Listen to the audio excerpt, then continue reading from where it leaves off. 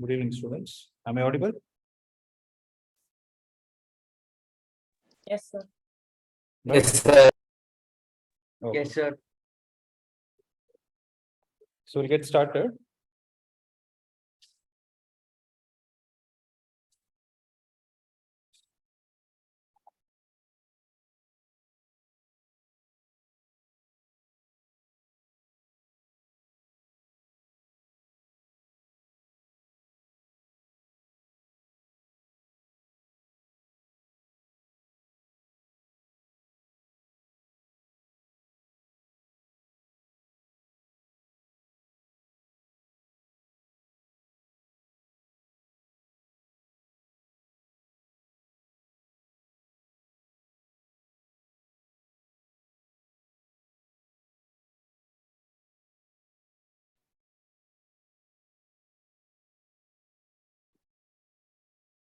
Yeah. So you're able to see my PPT?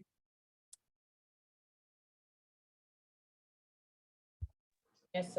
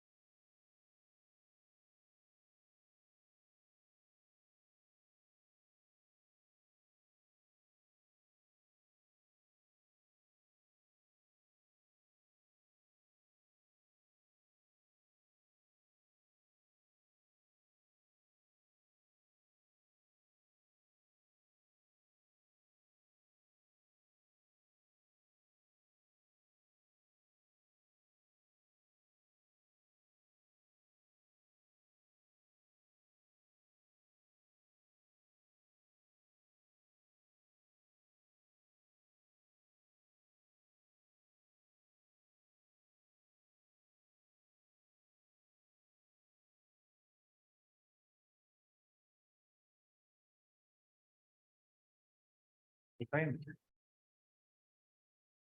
Confident about it. No problem. Do a better. You're controlling. Okay. We'll get started. So we'll start with the next chapter, that is mechanical properties of solids. So this is the first chapter of your second volume. So to those who are online, am I audible? Is there any break in my Yes, sir. voice? Okay, No, sir. perfect. Yes, sir. Okay, listen. So we'll get started with this topic of mechanical properties of solids.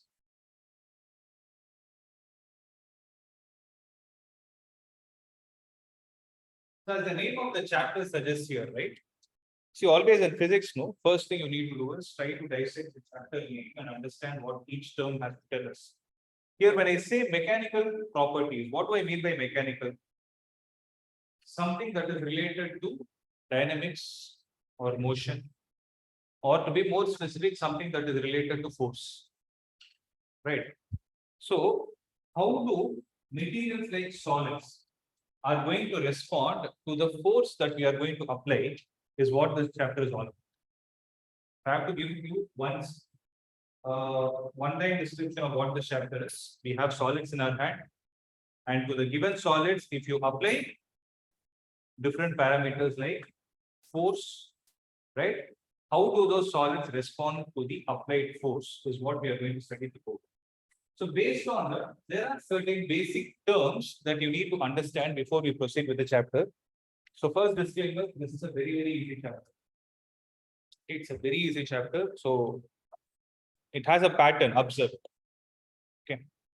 So first thing that we need to do is elastic and plastic behavior of solid. So when we talk about a solid, we can talk about the two kinds of natures associated with it. One is called as elasticity and the second is called as plastic. So elasticity is the property, or you can say elastic behavior. That's what is given. So first is, we will see the terms that are associated with this chapter. So these are the basic terms that we need to first understand. The first is called as deforming force. Name itself is suggesting. What is formation? What do you mean by forming? I give you different particles. Place them in a proper structure. You call it as formation. What is deformation? Exactly the opposite of it. Means I already have a structure which is in a pattern. I'm disturbing. Right? So that is deforming force. Second is elasticity, plasticity. And we will try to understand what are perfectly elastic and perfectly plastic objects. And we'll see certain examples. First listen, then you can write. See, I'll share this PPT also, not a big deal. So concentrate on the subject, okay? So when I talk about the elastic or plastic behavior of solids, right? So when we talk about the rigid body, which we have studied in the 7th chapter, what do we mean by a rigid body? You wrote test now? The shape won't change. So if I have to go into a molecular structure level and say, can I say that the relative displacement between any two particles will be a constant? Right? That is what is called as a rigid body. So by a rigid body, we generally mean a hard solid object having definite shape and size. So in reality, what will happen is there is nothing like a perfect rigid body. You cannot means how much ever strong. See, for example, strong is the relative term. If I take, for example, this bottle, okay. If I try to apply force on this from both the directions, I am not able to compress it. But does that mean there is no other force in this world which cannot compress this? I'll take this and put it under a hydraulic force. It will smash it into pieces. Right. So there is nothing like a perfect rigid body that is going to exist. Right. So keeping that in mind, is there a point where we can speak about the elastic or the plastic properties of material is what we have to think of. Right? What do I mean by elastic property? So you take any object, right? When you try to apply a deforming force, generally you don't apply it from one direction, not like this. When you apply it like this, in the form of a pressure, like pressure is a word used for fluids. Here we use a different term which will come to. Okay, so when you apply a force, you're able to see some change in shape that is taking place. But what is happening as soon as I remove the compressing force? I'm compressing it. As soon as I remove the force, it is coming back to its original shape. So as long as I'm applying that force, I call the force that I applied as a deforming force. So by me applying a deforming force on it, there is another force that is getting existed inside the material itself, which is called as restoring force. It is trying to restore the object to its original shape. So the force applied by external object is called as, or external body is called as deforming force. And the force that is getting generated within the material is called as restoring force. And restoring force is a force that exists only for elastic materials. Are you able to understand? So now we from the beginning you'll understand. By a rigid body, we generally mean a hard solid object having a definite shape and a size. But in reality, solid bodies are not perfectly rigid at all. That is a reality, right? So they can be stretched, compressed, and bent, right? So when an external force is applied on a body and a body may get deformed. So when the deforming force is removed, some bodies are there which will be able to regain their original shape, and there are some bodies which will not be able to regain their original shape. For example, a clay. You take a clay, you take a piece of clay and try to disturb it and release it. It's obviously not going to get back its original shape. So, based on this particular property of physics associated with the materials, we are going to classify them as elastic and plastic materials. That's what our topic is all about. So, first, let's try to understand what is the deforming. I understood by visualizing. I need to give a proper definition of what is it according to physics. If a force is applied on an object, with what objective? With the objective of changing the shape, and like I can use the word dimension, that's a more precise word. right? If a force is applied on a body which is neither free to move or not free to rotate, so on a body which is at rest, right? The molecules of the body are forced to undergo a change in their relative position. So what do you mean by it when you visualize it? Right? When you visualize it, you're able to see this bottom, right? There are different letters placed on, right? There is some printing that is there. I am not concerned about what letter it is. If you treat those letters like molecules, when I press it, what is happening to those positions? They tend to change. So when that is happening, then you see that the force that you applied is a deforming force. Okay. So are you able to understand this? See, these are all the basic terms only. We not sit and write. We waste that time. Listen to this. Okay. Am I clear with this? So force which changes the shape and size of a body is called as a deforming force. Next. What is means a body which is at rest. So on a body which is at rest, if you're applying a force and if the shape of that object is changing, the force that you applied is called as a deforming force. Okay. Next. What is elasticity? So something that ends with ITY is a property of a material. Elastic is a behavior or nature. Elasticity is a property of system. What is it? So if an object, right, if an object regains its original size and shape, these two are the important words that are used again. What is it? Size and shape. When you talk about deformation, size can change and shape can also change. So size has something to do with the measurable quantities like length, breadth, and height. Size has something to do with the relative positions between the object or the look of it, right? How you look at a particular object, right? So, if an object regains its original shape and size after the removal of deforming force, it is said to be an elastic body, and the property is called as elasticity. So, what is going to be the obvious opposite of it? For example, if you stretch a rubber band and release it, it snaps back to its original length unless you're dragging it to an extent where it is breaking. So there are certain limits associated, right? If you take a rubber band, just elongate it, you can see the change in shape and size. But when you release it, it comes back to its original position, right? So it's an elastic material. Next. What is a perfectly elastic body? If a body regains its original shape and size completely and immediately after the removal of deforming force, it is said to be a perfectly elastic body. So the nearest approach of a perfectly elastic body is shown by a material called as quartz fiber. It is only nearly, it cannot be perfect. Perfectly means 100% efficient. There is nothing like perfectly elastic body at all. It is only nearest to the value, that is a quartz fiber. Next is plasticity. Right. So when you talk about plasticity, obviously it is going to be reverse of elasticity. If an object does not regain its original shape and size after the removal of deforming force, you call it as plastic material, and the property is called as plasticity. I hope this got registered. Let's say you go to a shop, buy a chewing gum, right? You just elongate it. What is going to happen? It's never going to regain its original shape. Right? Or else we can think of a clay also as an example. These are all materials which are said to be plastic in nature. Right? What is a perfectly plastic body? If a body does not show any tendency to regain its original shape and size, even after the removal of deforming force, it is said to be a perfectly plastic body. So the examples of it are, some people call it as putti, some people call it as putty. It varies. Basically, it's, I'm not sure if you've seen that material. Malayali, you can understand, it's fine. So let's call it as putti as well. Okay. So what it does is, generally when you do this kind of steaming and working, you cover it. So it look like a white cement. Have you ever seen it? Wherever there are holes in the they'll apply some white cement kind of thing. That's what the putti. And paraffin wax, these are nearly perfectly plastic bodies. But an important point to be noted here is, as I mentioned, there is no body which is perfectly elastic nor perfectly plastic.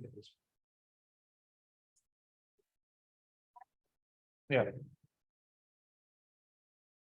So they have a limit associated with them. So all the objects found in nature lie between these two limits. What are the limits?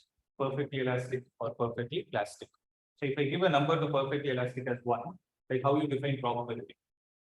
Like the least probability is 0, highest probability is 1. So something like that. If I give 0 to plastic materials and 1 to elastic materials, there is no material which has the parameter 0 nor 1. It will be somewhere between these two values. That is the reality. I hope you understood. Right? These are the basic terms that you need to know to understand this. Clear? So those who are online, are you clear with this? Yes, sir. Okay.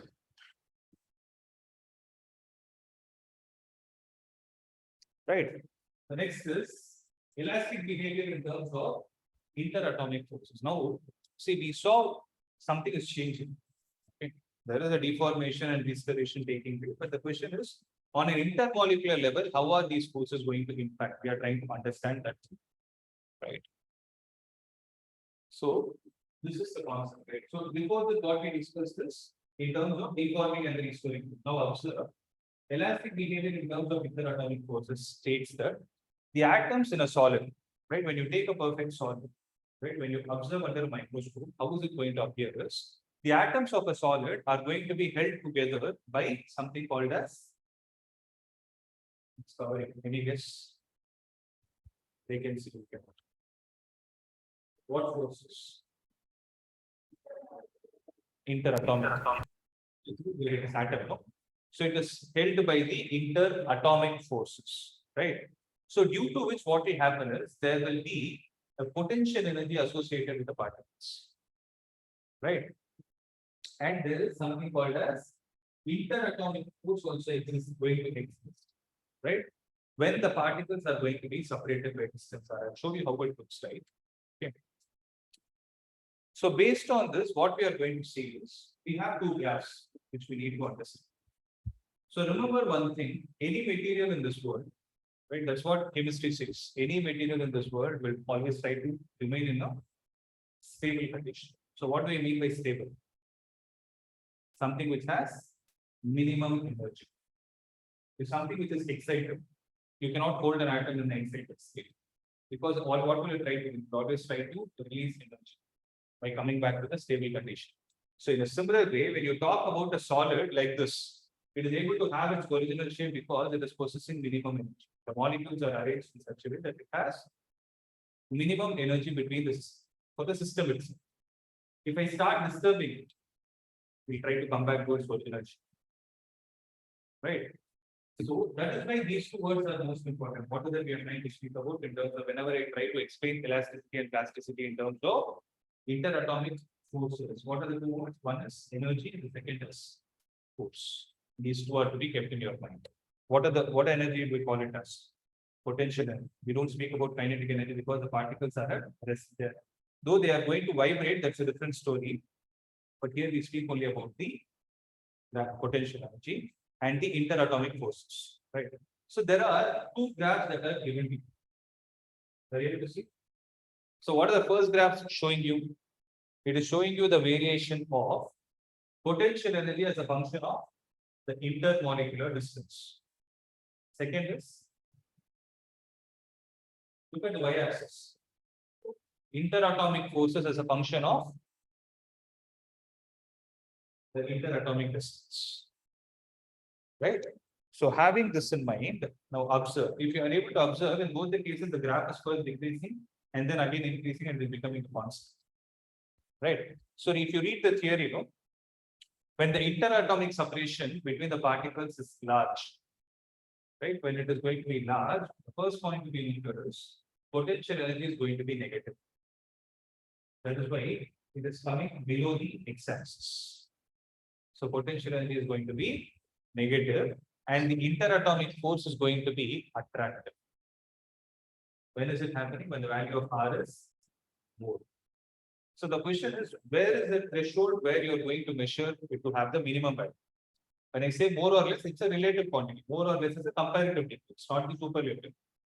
Right? When I say that, I need a comparing parameter. What am I going to have? Is what the question is. So read the statement again. When the interatomic separation R is 1 minute.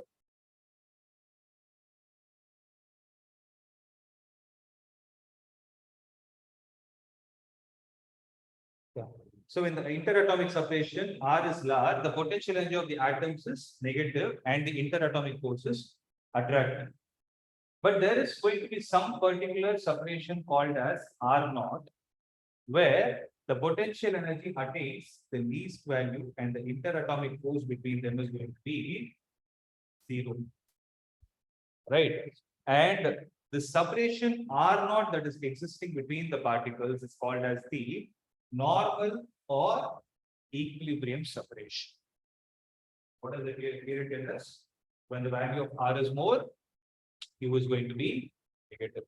But when the value of R is equal to some R naught, the value of U is going to be the least among all. So what is happening? Look at the graph. When you realize a graph is least this. See, mathematically observe when a function is like this, and when a function is like this. Okay. So you're able to see that this point is the highest point, and this point is the least. So if you observe this graph, where is U having the least value? At this R naught. Beside that, the value is either increasing or it's increasing, right? It is greater than that value, right? So what is the separation called as? Normal or equilibrium separation. See, these are all the questions that are not a part of your syllabus. Generally, they don't ask. Okay, just for your knowledge of why this is happening. So the next question is, when the separation is on the left of R naught, what is going to happen? The value of U increases steeply and interatomic force becomes repulsive in nature. Are you able to understand? So what are the three conditions you need to have in your mind? First is when the separation is greater than R naught, the potential energy is negative and the forces are attractive. Right. So when it is equal to R naught, it is in the equilibrium condition. And when it is less than R naught, it is going to have. What is it going to have? The potential energy increases steeply and the interatomic force becomes repulsive. Material. Next is. So generally, if you take the atoms occupy the positions R is equal to R naught. Why? I told you in the beginning itself. Any particle will always try to attain minimum energy. They will not have negative or positive value. They will have minimum value so that they are happy, right? Of minimum potential energy called the positions of stable equilibrium. Now, when you talk about a tensile or a compressive force that is applied on the body, its atoms are pulled apart. So what is tensile is along the length if you have a pulling force. If you apply a force like this or a compressive force, what is happening is you are actually trying to change the interatomic separation between the particles, right? So what will happen is the interatomic separation will either be greater than R naught or less than R naught. Based on this, one thing that I'm able to say is they are not having minimum energy. So they will always try to come back to the stable condition. For that, they will try to have this deforming force. So when the deforming force is removed, the interatomic forces of attraction or repulsion will restore the atoms to their equilibrium position. So they will try to restore themselves because of whom? Because we are trying to disturb the equilibrium of those particles. Right? And the object tries to regain its original shape and size. Is that clear? So the stronger the interatomic forces, the smaller will be the displacement of the atoms from the equilibrium position, and hence greater will be the elasticity of the particle. This is a very, very important point to note. Right? So can you prepare a short notes for this? Not writing the whole theory, whatever we discussed, can you prepare a short notes for it? What is the first thing? We spoke about the interatomic, we spoke about the potential energy and the interatomic separation. If the interatomic separation, if R is greater than R naught, you will be how to prepare short notes is like this. Like this, right? R is greater than R naught. U is negative. Then what will happen to the force? It will be attractive. R is less than R naught. U will increase. So what is going to be the force? It is repulsive. So R is equal to R naught. You say stable condition is okay. Right. So based on that, what will be the last point that you will write? The stronger the interatomic forces existing between the particles, the smaller will be the displacement of atoms from the equilibrium position. Hence, they have greater elasticity or another parameter called as modulus of elasticity. Okay, that will be the last part of this chapter. So are you able to understand the whole theory?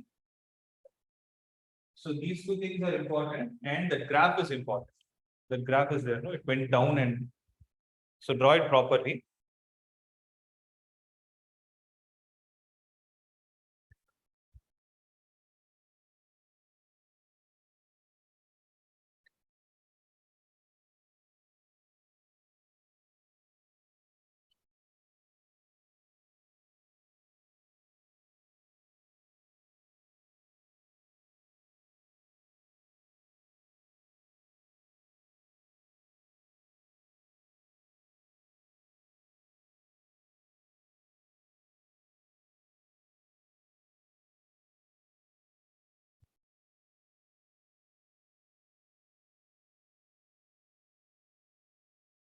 So when you run for potential energy, you will see that R naught. Whereas when you draw it for force, R naught is changing from repulsive to attractive force.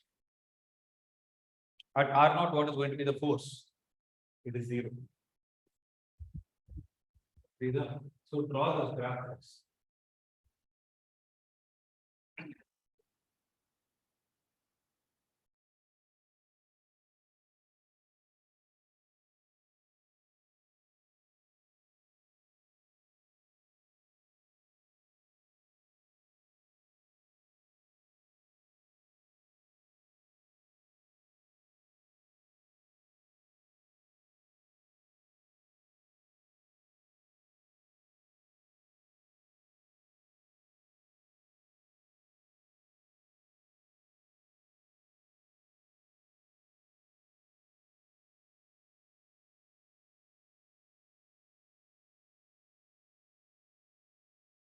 First, when you talk about the particles, one is positive, one is negative. And now the multiplication of both will be negative. That will be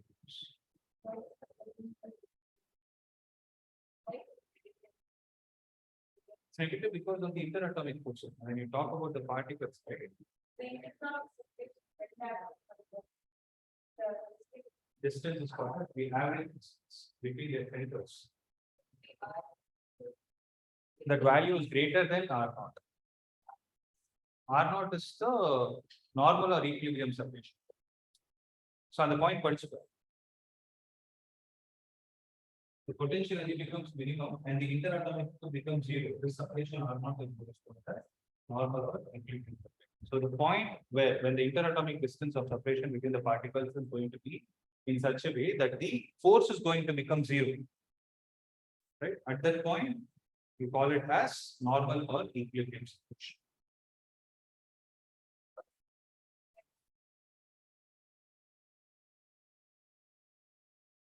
Here, potential energy being negative has a significance. When I told you, energy can't be negative when you solve problems. In gravitation, it is minus GMM divided by R negative. Potential energy is minus G. That is the formula itself. So that minus has a significance. But when you try to convert it into some other parameter, you would have got mgh. So on the minus side, significance. But in general, if you write, if somebody asks you what is the energy, report it only in terms of positive value. But on the negative or positive has to say something about the attractive or the repulsive forces.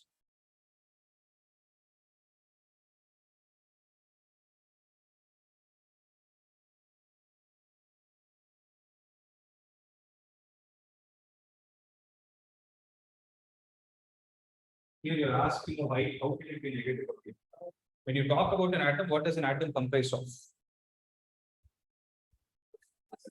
Electrons and subatomic particles, like the electrons and the protons. So electrons are negatively charged, protons are positively charged. So when the distance is going to be more, the force exerted by one is going to dominate by the other. So upon the negative meaning they are when we say attractive forces, protons are trying to attract the electrons. That is the meaning of negative attractive force or potential energy being negative. ஒன்றும் இல்லை, see, இது ஒரு atom, okay, இது ஒரு nucleus, இந்த nucleus இருக்கு, இந்த nucleus இருக்கு. So what kind of forces can you talk about? This proton can exert a force on the neighboring electrons. The protons in this nucleus can exert a force on the neighboring electrons. Similarly, an electron can exert a force on the electron also. Depending on where that electron is revolving, they will either attract or repel. Electron reply. See, proton is the electron. Proton is exerting a force on electron. Proton is exerting a force on electron. அதே மாதிரி electron is exerting a force on electron also. எது dominate பண்றதுன்ற பொறுத்து தான் வந்து you have these forces coming. சொல்ற புரியுது? அதனால தான் வந்து we are using the word attractive or repulsive. Because it is not coming from the masses, it is coming from the charges.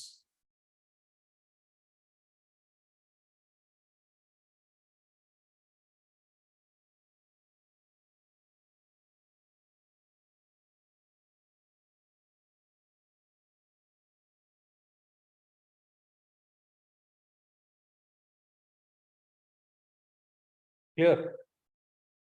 Shall I proceed to the next topic?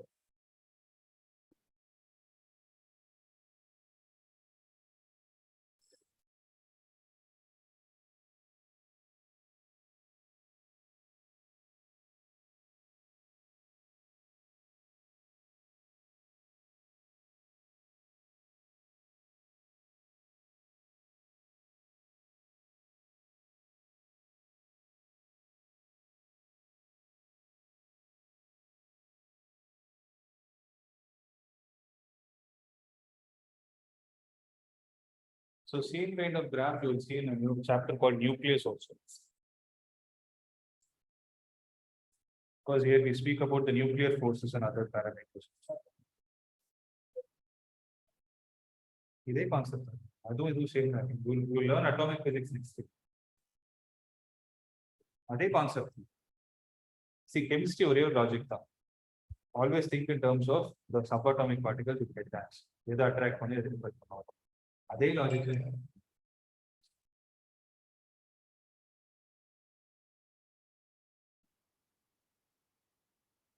You have seen this graph, no similar kind of graph. Right. So this is another same thing, but with a different explanation. You get a result of this. The elastic behavior was solved on the basis of mechanical spring ball model. Okay. So if I think of the atoms as small balls, which are connected with the help of spring. Why I use the word spring is because spring has elastic property. So that is going to decide whether the material is elastic or not in nature. Okay. See, it is something like this. Okay. So the atoms are arranged in this kind of a perfect structure, where, see, actually speaking, there is no spring. If you assume that there is a spring that is existing between them, then what kind of a theoretical explanation we can give is a question. So elastic behavior on the basis of spring ball model of a solid. So what do we generally do? You say the atoms in the solid may be regarded as mass points or small balls connected in three-dimensional space with the help of springs. Right? So the springs represent the interatomic forces. Right? So normally, what will the balls try to do? They occupy the positions. Logically, you tell me where will they go and sit? In those positions where the potential energy is going to be least. Right? So balls occupy the positions of minimum potential energy, or minimum potential energy can also be said as zero interatomic force. Right? So when the ball is displaced from its equilibrium position, what will happen? When I take this particular ball, okay, when I take this particular ball and try to displace it from its equilibrium position by either applying a tensile force or a compressive force, what will happen? You can see that the ball has an impact on its neighboring atoms. What are the three springs to which it is attached, 1, 2, and 3. So what is it trying to do? It is trying, when you're disturbing it from the equilibrium position, it is trying to disturb its neighboring particles. Right? So read the statement. When the ball is displaced from its equilibrium position, the various springs connected to it exert a resultant force on this ball. What will the other atoms try to do? They'll say, don't go, you come back. They will try to pull it back. But what are we trying to do? We are trying to disturb from its equilibrium position. So there is a war that is started.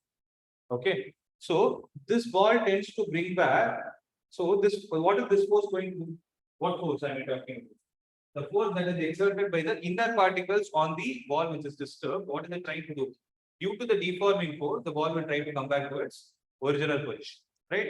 So this is another way of explaining the behavior of solids in terms of microscopic nature of solids. Actually, this is some example that is given for you to understand. Since you can visualize it more easily, it is like wired telephone connection compared to wireless. So we know what we were discussing is wireless. There was no connection, right? So you had to visualize. You know, the spring when you try to elongate, what will it do? Restore panna try panna. So this particle will try to restore, this particle will try to restore, this particle will try to restore. So on the restoring force, the ball which is disturbed from its equilibrium position will come back to its original position. Which restoring, what we are going to deform. External is deform, internal is restoring. Okay. So having this theory in mind, the actual definitions which are there in this chapter are going to start. As I told you, it is easy. Concentrate, simply explain. There is nothing for me to tell. Okay. The first thing is when you apply a deforming force on an object, on a solid, it experiences two things. One is called stress, the second is called as strain.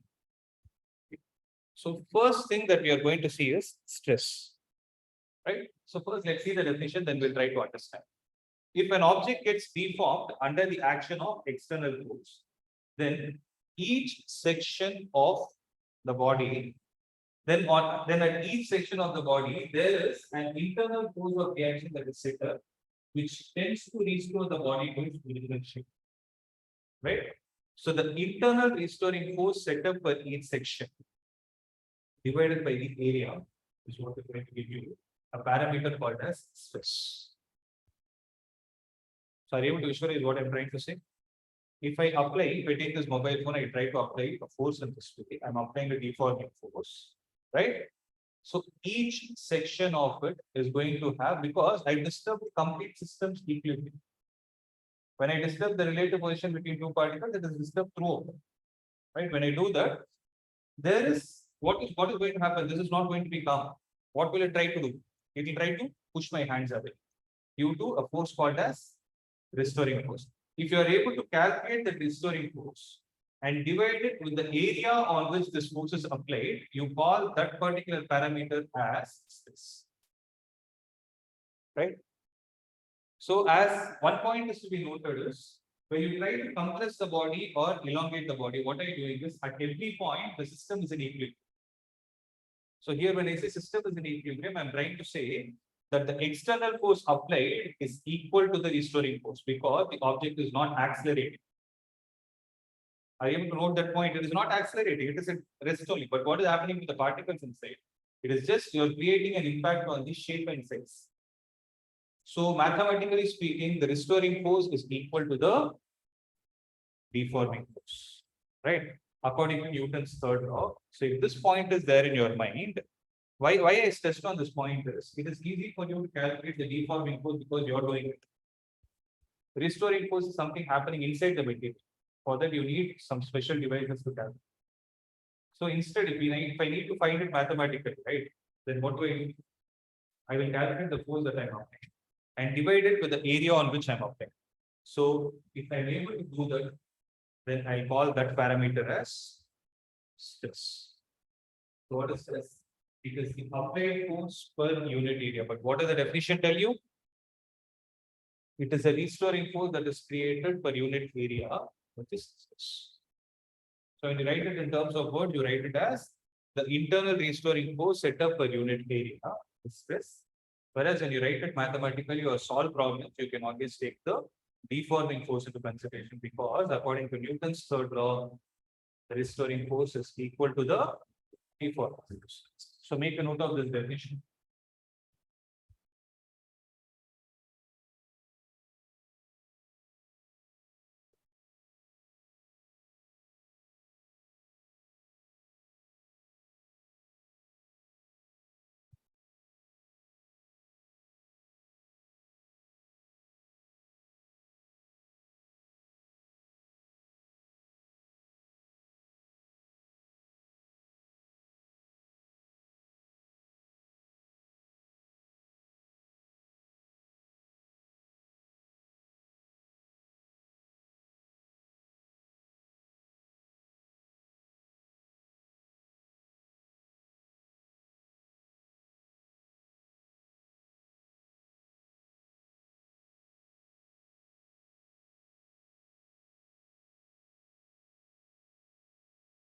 So you can write the last point of the thing, the internal one.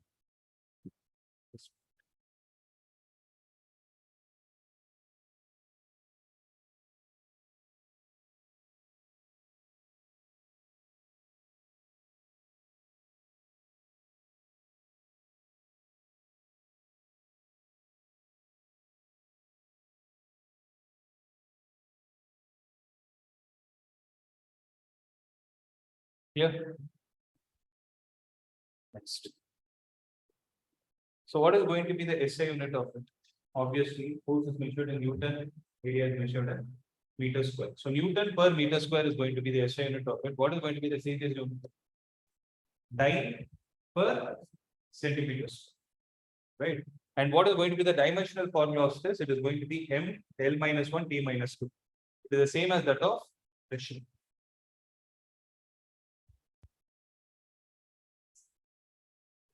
Can we say that? Some books refer to it like that, but generally for Newton, we use Newton, sorry, for stress, we use Newton per meter. We can call it as Pascal also, but that is mostly used for fluid pressure.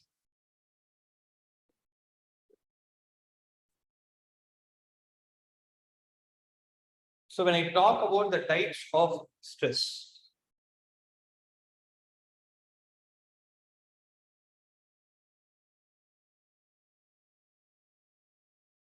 so when I talk about types of stress, there are three types we will speak about. One is called as tensile and the second is called. So first we'll see what are the tensile stress. As I told you in the beginning, what is tensile? If you take a material and apply the force along the length of the material. If I take this pen for instance, okay, let's assume that there is a wire, steel wire. If I apply a force in this direction and this direction, means at the ends, I am applying a pulling force. So what will happen to it? It will tend to have an increase in length. Right. So if the restoring force set up a unit cross-sectional area, when the length of the object increases in the direction of deforming force, you call it as longitudinal stress, or you call it as tensile stress also. Similarly, the counterpart of it is going to be compressional stress. Right? What is compressional stress? It is a restoring force set up per unit area when its length decreases. So compression means pushing, tensile means pulling. Next is hydrostatic stress. Name suggests hydrostatic is something related to liquid, right? So if an object is subjected to a uniform force from all sides, right? If an object is subjected to uniform force from all sides, then the corresponding stress is called as the hydrostatic. Because when you talk about fluids, right? Fluids experience equal force from all the directions. Are you clear with it? And actually here, don't worry that the fourth one is coming. Actually, stress is classified into three types. One is called longitudinal, one is called hydrostatic, and the third one is called as tangential or strain. Longitudinal itself is classified into two types: tensile and compressor. Because if you see both the definitions, they are associated with length. Right? If length is increasing, you call that kind of a longitudinal stress as tensile. If the length is decreasing, you call that kind of a longitudinal stress as compressor. or compressional, right? Then you have hydrostatic stress that we discussed. The next point is about tangential or shearing stress. So name is suggesting, what do you mean by tangential? So if I take an option, so if I take an object and you apply a force tangential, so those are online, you're able to see. So bottom, I'm keeping it fixed. I'm applying a force in this way, right? What is happening? This was initially perpendicular. Now it has got converted into a, to put it simple, it was looking like a rectangle, then it went into the shape of a panel. Okay. So now read the definition. When a deforming force acts tangential to the surface of a body, it produces what? A change in shape of the body. In the other two cases, you will have the change in size of the body. Whereas in this, then or because here also you have a change in size, means the dimension will change. Whereas in the third case, it is the shape that is going to change. Right? When the deforming force acts tangentially to the surface, it produces a change in shape of the body. The tangential force applied per unit area. So where did they apply? Tangential force applied per unit area is going to give me the tangential, or the other name for it is shearing stress.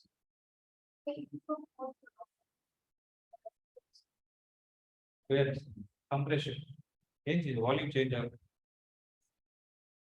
Compression அதுக்கு சொல்ல முடியும். எல்லா சைடுல இருந்து apply பண்ணா volume வச்சு.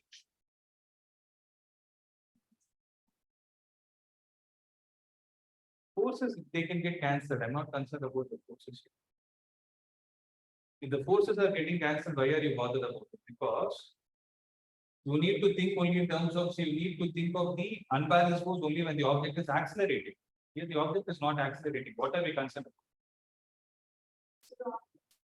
It is obviously understood. That is what I told in the first statement. No, when you apply a deforming force on an object which is neither moving nor rotating. You remember the first slide? She asked me that question. Remember? What do you mean by not moving and not rotating?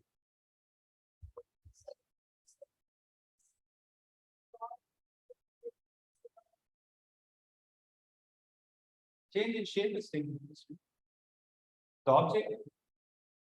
See, acceleration. Are we talking about kinetic energy? Nowhere in the concept we speak about the kinetic energy. We speak only about potential energy. Why is the potential energy coming? Only because of the relative separation taking place with the particles. Have this in your mind. Now the next question is, what is the objective of you applying the force in this context? In this context, are you applying a force to make the object accelerate or to change the shape and size? Then why are you worried about unbalanced or balanced forces? They get cancelled, but that's not our concern. Okay. But what you will do is, among the two balanced forces, you will take only one of the forces and divide it with area. If your doubt is about everywhere this is going to be 0 because of the unbalanced force. The applied force is not unbalanced force. It is one of the forces. One of the forces divided by the area on which it is applied. For example, if I take that pen, I am applying two forces. This is F, this is also F. But I should not take F minus F divided by A. No. 1F divided by A. Or other F divided by A. That is what I take it.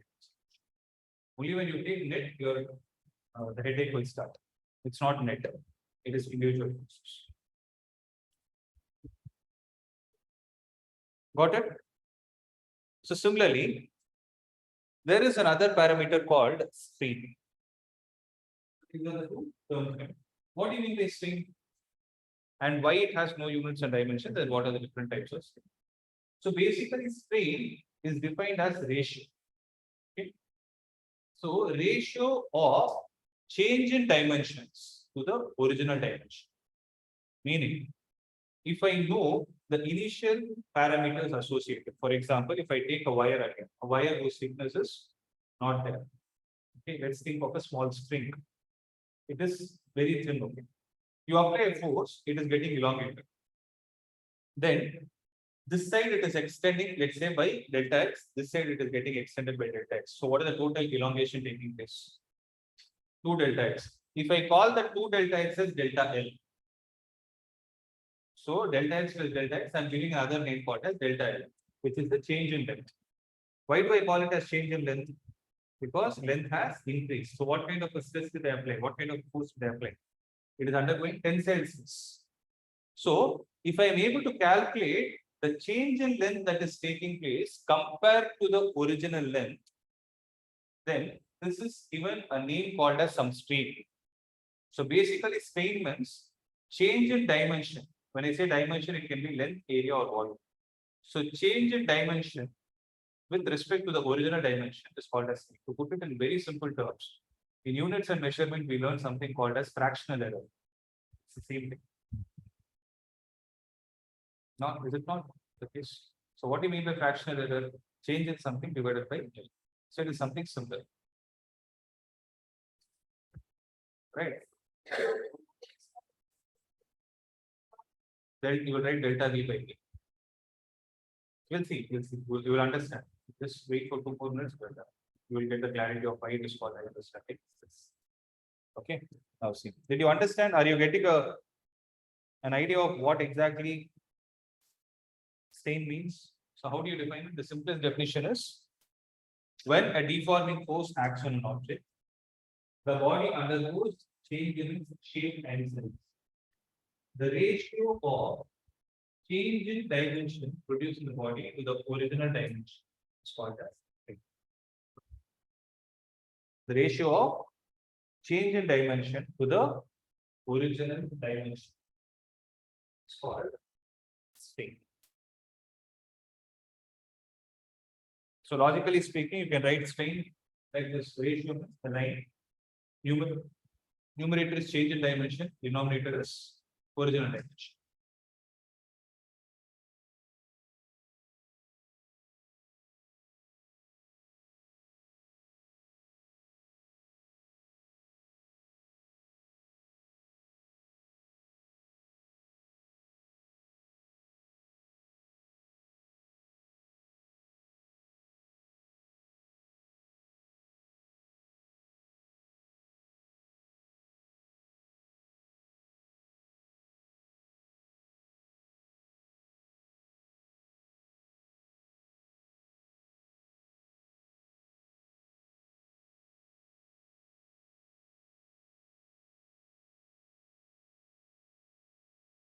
Okay.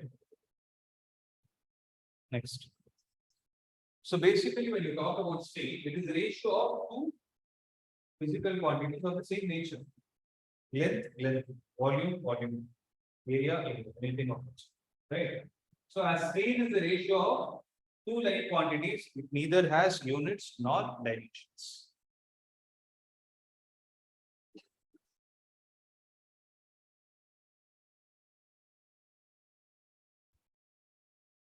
So you think and tell me, what are the types of strains that are going to exist? So something related to length. So if I have a parameter where there is a change in length taking place with respect to original length, that can happen either due to tensile stress or compressional stress. But here we will not subclassify them because change in length is change in length, whether it is increasing or decreasing. So if I have strain, length is associated with the longitudinal property of it. So the prefix you need to set for the strain is longitudinal strain. So what is the longitudinal strain? It is defined as the increase or decrease in length. Put it simple, cancel over increase, write it as change in length per unit original length.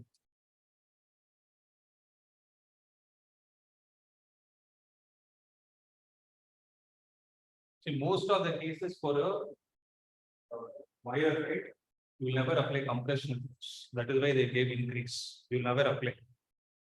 But to be more specific with the definition, you can write it as change in length per original length.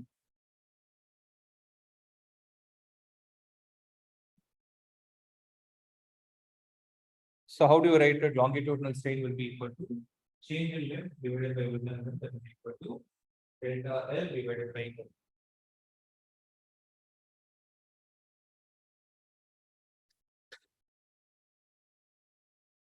Here. Next. Volumetric strain. This is something related to hydrostatic. So it is defined as a change in volume to the original volume. Defined as the ratio of change in volume to the original volume when the object is subjected to deforming force. So volumetric strain is given as change in volume by original. Okay. Volume. Value volume, value length, that is the meaning of this. Force per areas. India வந்து state another define பண்ணிருக்கு. That is how it is defined.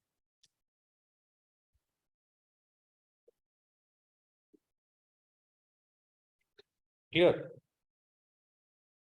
Shall I proceed?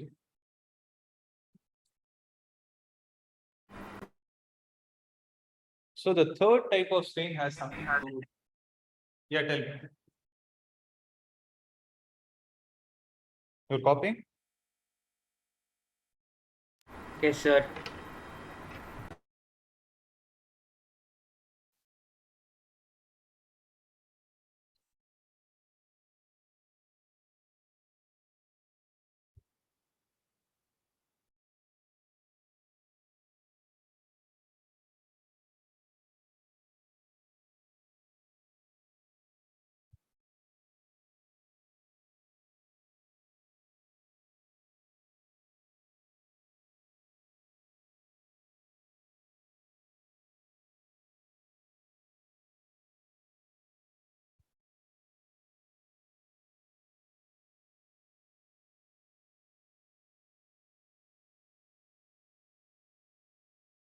Should I proceed?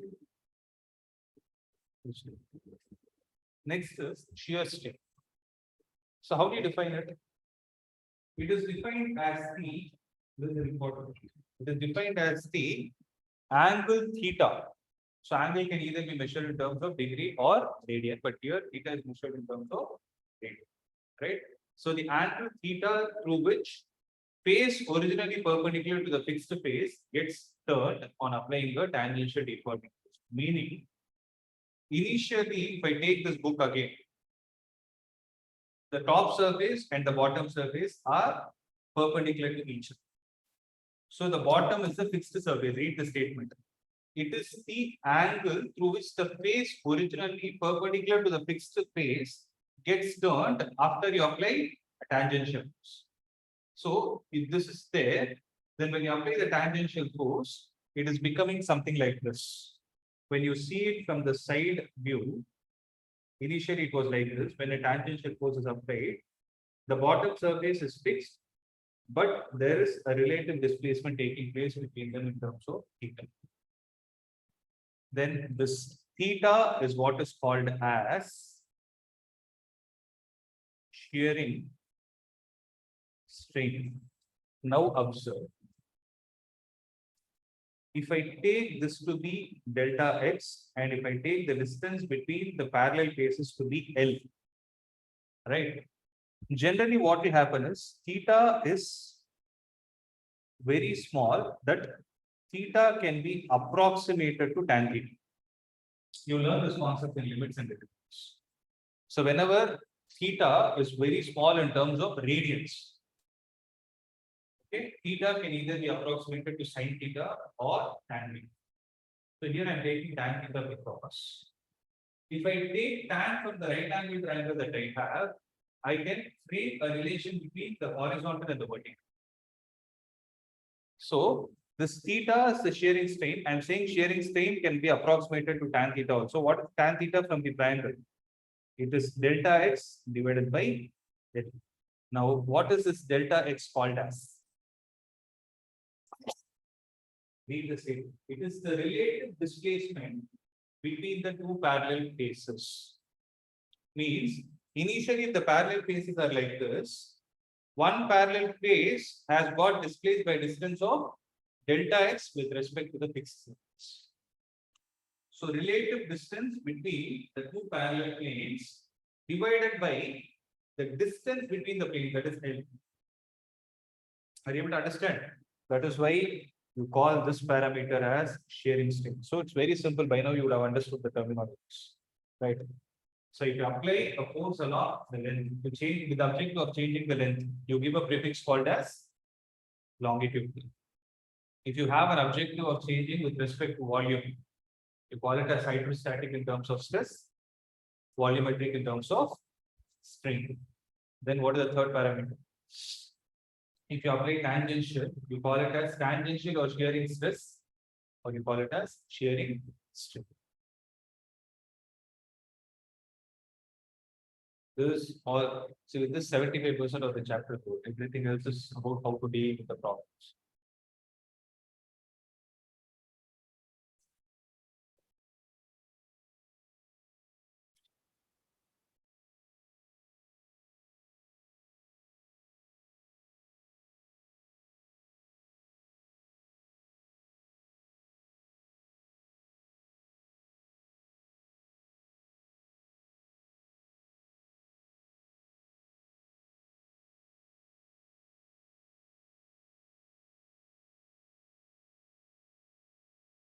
Only thing is we need to understand how to present the delta in terms of words.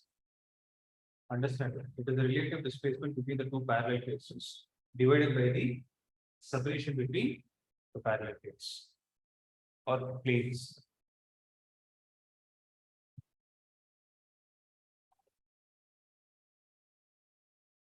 Clear? Shall I proceed?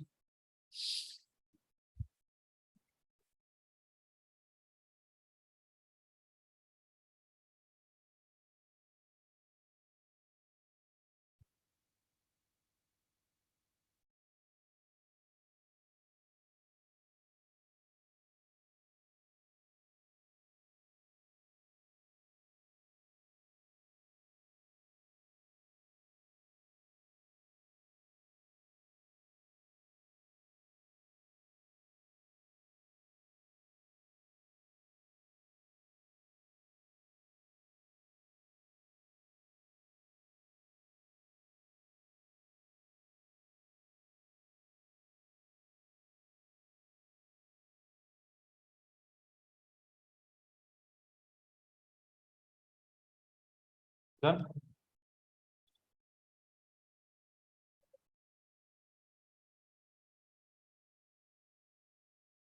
Because only when theta is the radian, you can approximate theta to tan theta. That's not how it works. That's what I told you, you learn it in limits and derivatives.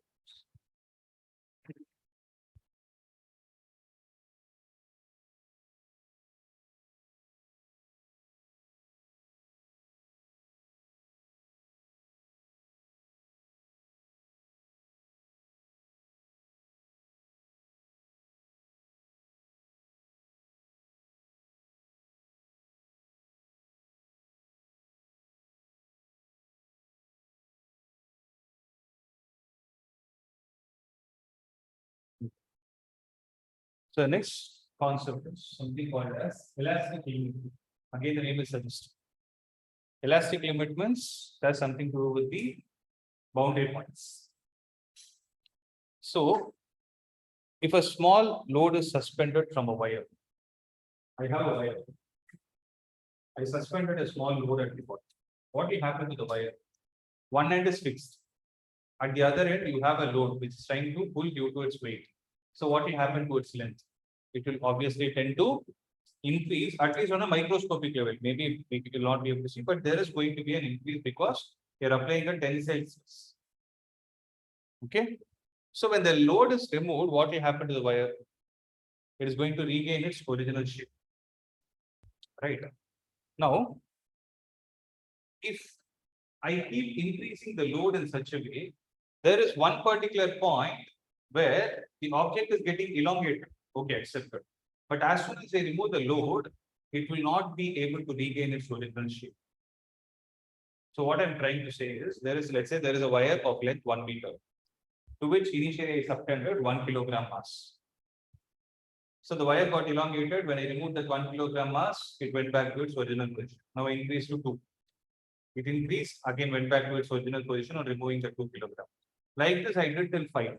Till 5 it was working. As soon as I went to 5.5, what happened? It got elongated, but when I removed the 5.5, to my surprise, I observed that it didn't go back to its original length. Then what has happened is we have increased the load beyond the elastic limit of that wire. The name suggests no elastic limit means the limit to which it can possess the elastic property, the extent to which it can possess, right? So that's what they are saying. If a sufficiently large force is suspended from the wire, it is found that the wire does not regain its original length after the load is removed, right?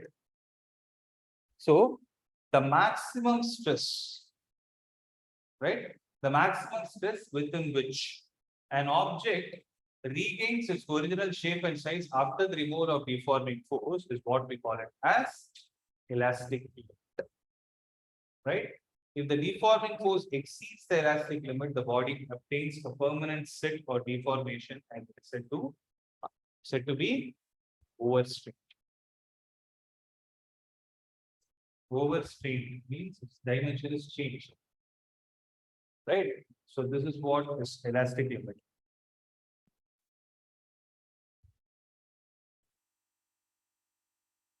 So the maximum stress within which the object regains its original shape and size after the removal of the deforming force is called as the elastic.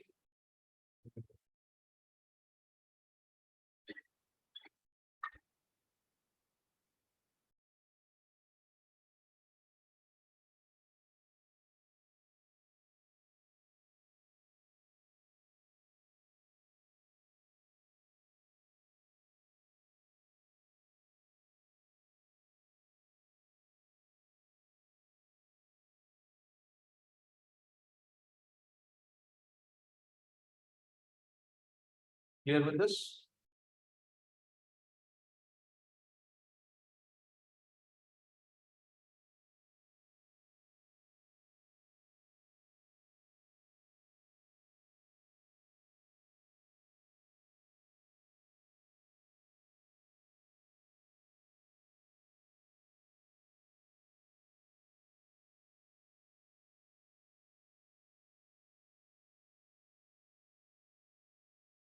You need not write all the points, just write the definitions.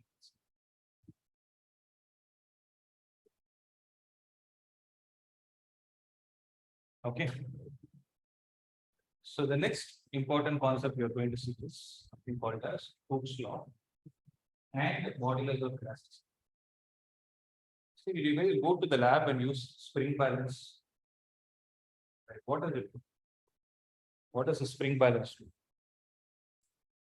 It measures the mass and weight. So if you see, one side you'll have mass, one side you'll have weight. So how is it measuring? There'll be a small knob at the bottom.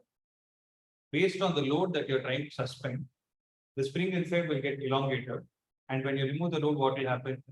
The spring will go back to its original position. Have you ever seen? So if you come and stop at a particular point, right, that will give you the mass and weight of the particular object. So it is exactly the same thing. So when you remove the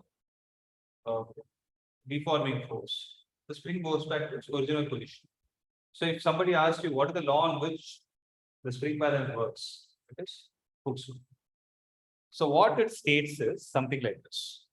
So from the experimental investigation, so Hooke, an English physicist, what he did is in the year 1679, he framed a law that stated that extension produced in a wire, right? You have a wire in your, right? Extension produced in the wire is directly proportional to the applied load. Okay, so that makes sense, right? You have a wire, you're applying a load, and there is an extension. So what he's saying is the extension which is produced is directly proportional to the load that you're going to add. But there is a small correction that was done later. Okay, let's see what it is. But in the year 1807, Thomas Young, so what he did is he pointed out that strain is proportional. So extension has something to do with strain. Load has something to do with stress. Correct. So the correction that was made is he stated that strain is proportional to the extension of the wire and stress is proportional to the load applied. Therefore, he modified the Hooke's law to make it more general like this. within elastic limit. This is the first point to give. Because Hooke's law is applicable only within the elastic. Once it is lost, there is no concept of regaining. Extended is extended because it is overstrained. So within elastic limit, the stress is directly proportional to strain. Though in modified it, still the law is called as Hooke's law because he was the first person to state it. Are you able to understand? So we'll never speak about Young at all, forget about him. So if somebody asks you what is Hooke's law, we'll state what is the first statement to be started with. Within the elastic limit, stress is directly proportional to strain. So the extent to which you give stress on the object, you can see an output in terms of strain exactly in proportion. Right. So first listen, then you can write. So within the elastic limit, can I write mathematically that stress is directly proportional to strain? But when I remove this proportionality symbol, I need to introduce a constant. So the next step, what I will say is, I'll say stress is equal to some constant multiplied with strain. Now my job is to understand what that constant is. So if I write constant, can I write it is going to be stress divided by strain? Then if you measure a ratio which gives you a parameter called as stress by strain, it is given a name called as modulus of elasticity. So you remember in the beginning I told you elasticity, or in the bracket there was something called as modulus of elasticity the first time. Even if you don't remember, not an issue.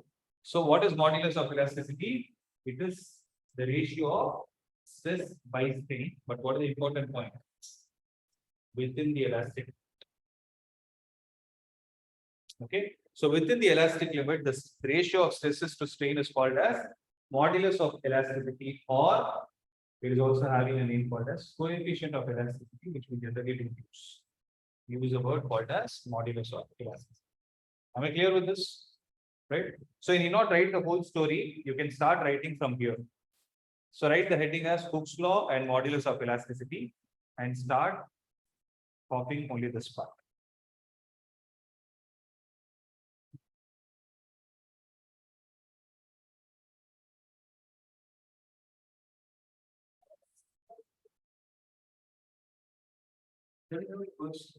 Whatever load you apply, that is what your spring balance is working. See, the distance between 2 points is kept in such a way that when you apply, let's say you are applying a 4 kilogram load. If a 4 kilogram load, string should get elongated so that the reading exactly comes to 4 and stops. That's correct measure. It is not stopping at 3, it is not showing a wrong reading. So, on the 3 to 4 gap, who is decided? That is the spring would a spring constant too, and they would have done a testing, see how much is the load that you connect and how much will be the elongation taking place for that particular spring. Other than the concept, stress is the amount of force that we apply. So the amount of force that we apply is going to impact the extent to which the elongation is going to take place. Another is written as stress is directly proportional to strain.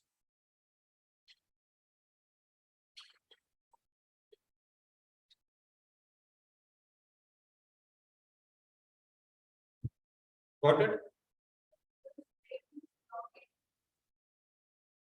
In the case, okay, you can take it as longitudinal strain, but again, modulus of elasticity is classified depending on what kind of stress you apply.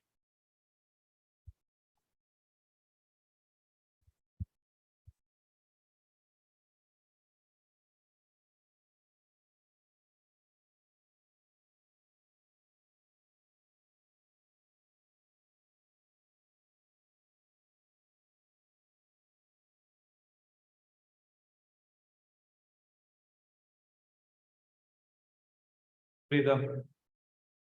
Shall I proceed?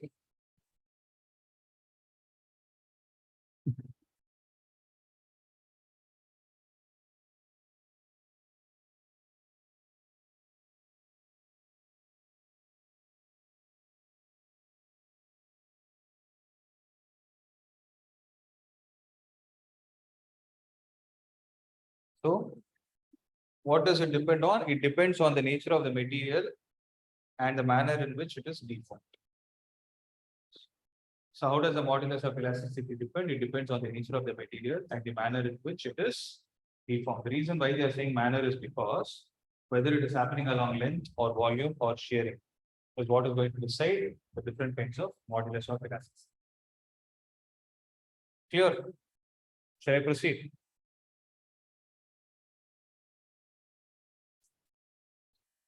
So define modulus of elasticity and what are the different types of moduli of modulus. US is singular.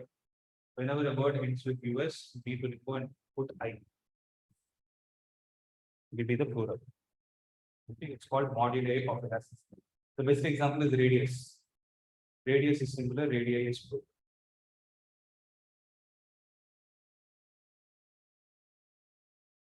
Okay. So modulus of elasticity is another. You need not even look at the code, you know what it is. Within elastic limit, the ratio of stress to strain. So is defined as the ratio of stress to the corresponding state within the elastic limit. So what are the three types of stress that we have defined? Longitudinal, hydrostatic, and shearing. So I can define three kinds of modulus of elasticity. In a longitudinal stress corresponding, there is something called as longitudinal strain, because read the statement, they're using the word corresponding strain. So when you apply longitudinal stress, you cannot expect volumetric. So longitudinal stress, longitudinal strain down. Hydrostatic stress, volumetric stress. Shearing stress, shearing strain. That is what is going to happen. So when you divide the corresponding values, can I say something like this?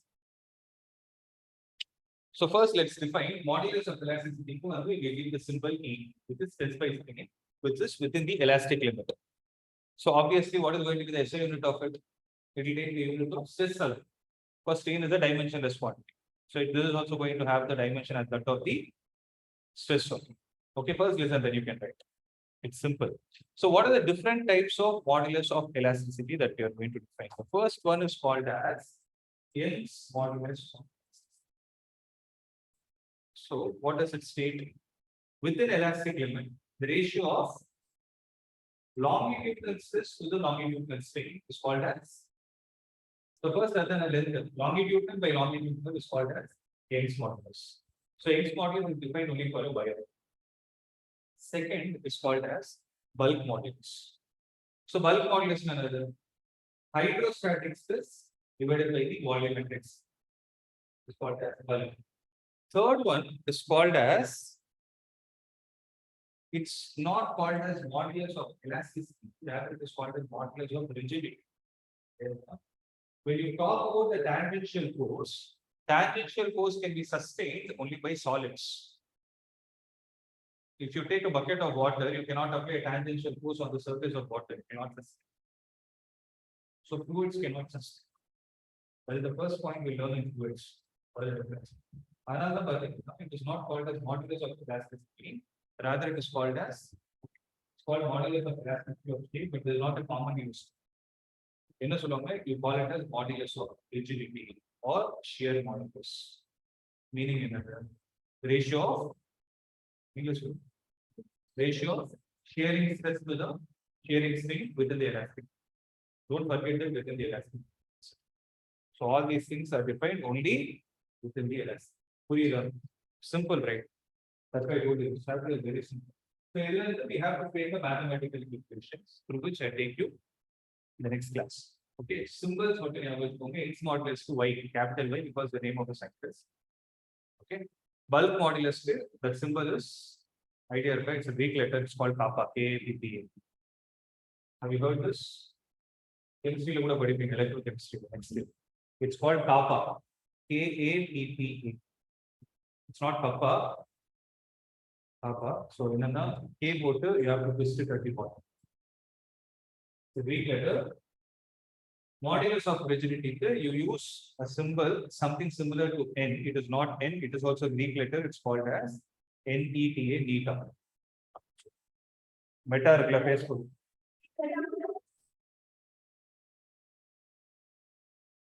Meta Facebook or name. Something replace symbol. Greek letter. Neta na neta. NETA.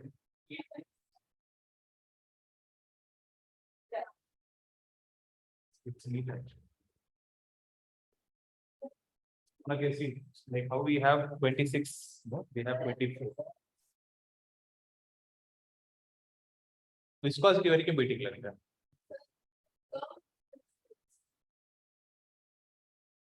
Okay, so guys, we are going to the viscosity.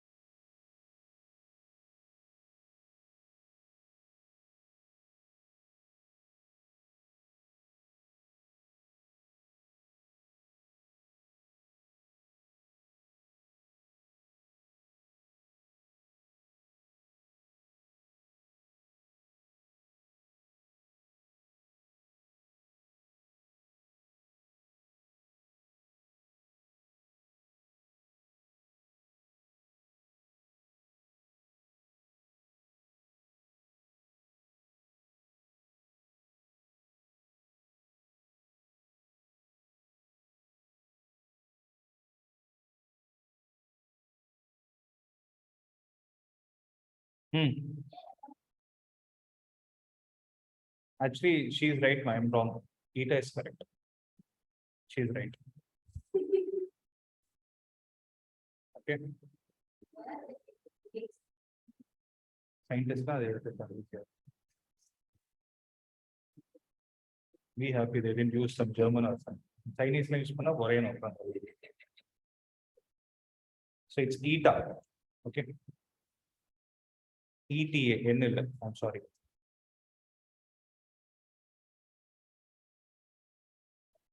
So you would have seen all these symbols like alpha, beta, gamma, epsilon, zeta, eta, theta, iota. Iota on the complex numbers they use. Kappa here, lambda is for wavelength. You would have seen mu. Mu is mass per unit length. You would have seen nu also. Wave number nu wave number, or you call it as frequency also. Sometimes we use nu or f also. Then you have psi, xi. This we don't generally use it. Then you have omicron, the virus pair lambda channel. Then you have pi. Pi you use again rho. You use it looks like this.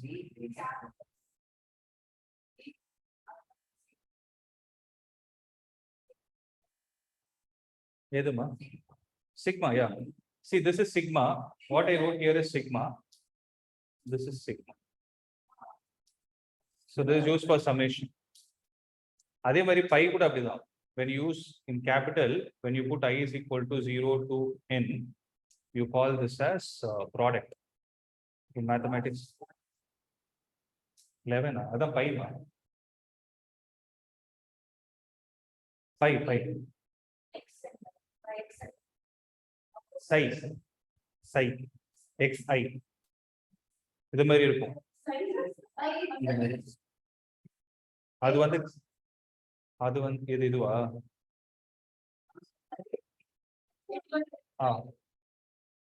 Schrodinger's wave equation. அது இது psi. இது xi.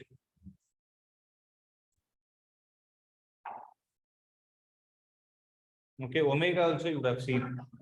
Omega this is symbol used for ohm resistors unit. This omega we use it for angular frequency. Symbol over that.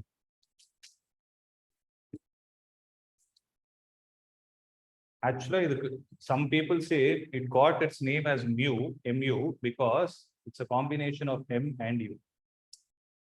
M uda paadilanda u under. That's what they say. See, this is actually English. That's W. Rendu irukka. Appo yen idu? Appo idu enna varum? Illiya. Right.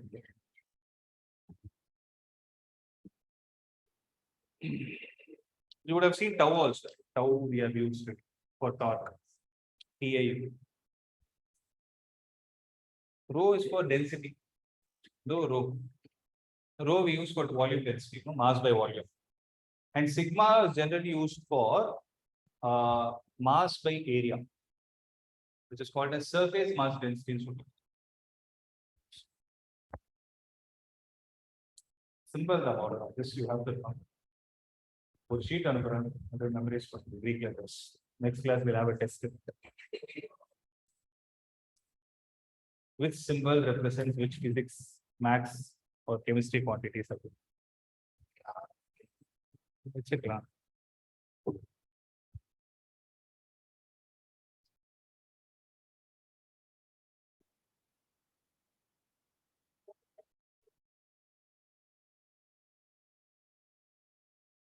I'll send it after the chapter is over. Tomorrow I'll send. In the content நாளைக்கு ஞாபகம் இருக்குமா? இந்த content நாளைக்கு ஞாபகம் இருக்குமா?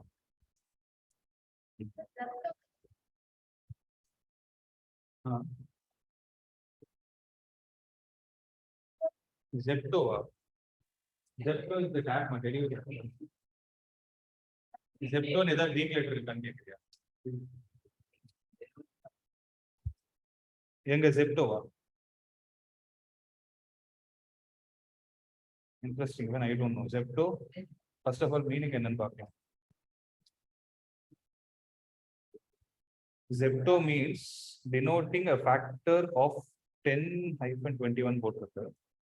10 denoting a factor of 10 power minus 21.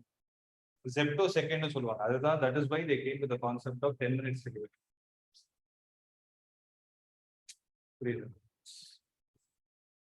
And they do it also. Actually, they are successful model. What is the meaning of Zepto?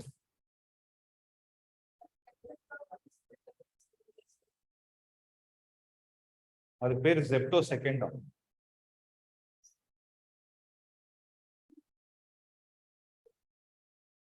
Zepto comes from alternating form hepta meaning 7. அதுக்கும் 10க்கும் ஏன் வச்சிருக்காங்க? Then they should have done it 7 minutes.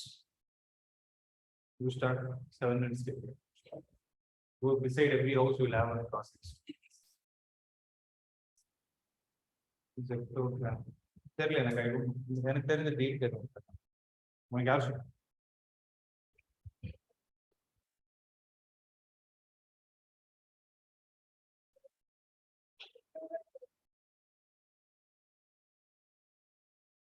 எதுலமா?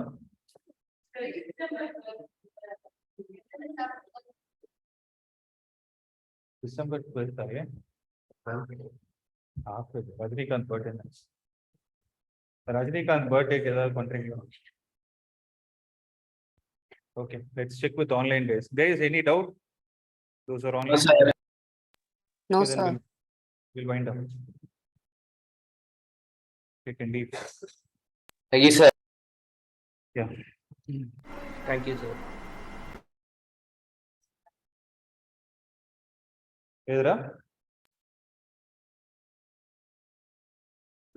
I'm sorry, I missed to save the content which I wrote. பரவாயில்லையா? இந்த இது மட்டும் இருந்தா okay இல்ல?